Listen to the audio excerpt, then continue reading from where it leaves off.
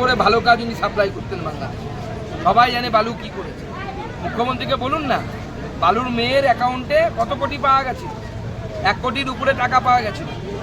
Source of income কি? টিউশনি করা। আমি তো স্কুলে পড়িয়েছি, কলেজে পড়িয়েছি, ইউনিভার্সিটিতে পড়িয়েছি, দেখুন এইরকম টিউশনি কোনো করতে পারিনি যে 1 কোটি টাকা রোজগার করতে পারে। আর সে বেটা কি এমন পণ্ডিত যে রোজগার করে, টিউশনি পড়িয়ে রোজগার করে 1 কোটি টাকার মালিক হয়ে গেছে? মুখ্যমন্ত্রীকে বলুন না যুক্তি দিয়ে বোঝাতে।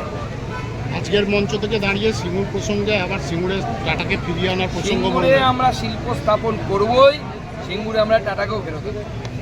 টাটা পশ্চিমবঙ্গে আবার ফেরত আসবে, আপনারা নিশ্চিন্ত থাকুন। বিজেপির সরকার। আপনি যে বিধানসভায় এসেছেন আজকে, আমি আসতাম, অভিষেক ব্যবসা করতে, সৎভাবে ব্যবসা করতে দিচ্ছে না, আপত্তি কি আছে সৎভাবে ব্যবসা করলে? সৎভাবে ব্যবসা করলে কারো কোনো আপত্তি নেই। সমস্যা হচ্ছে মাঝে মাঝে ওই টাকাগুলো আসছে যখন ব্যবসায়, দেখা যাচ্ছে তাতে কয়লার একটু দাগ লাগানো আছে, কালো রঙের টাকা আসে, ওটা হচ্ছে সমস্যা। সৎভাবে ব্যবসা করতে বলুন না, কে মানা করেছে?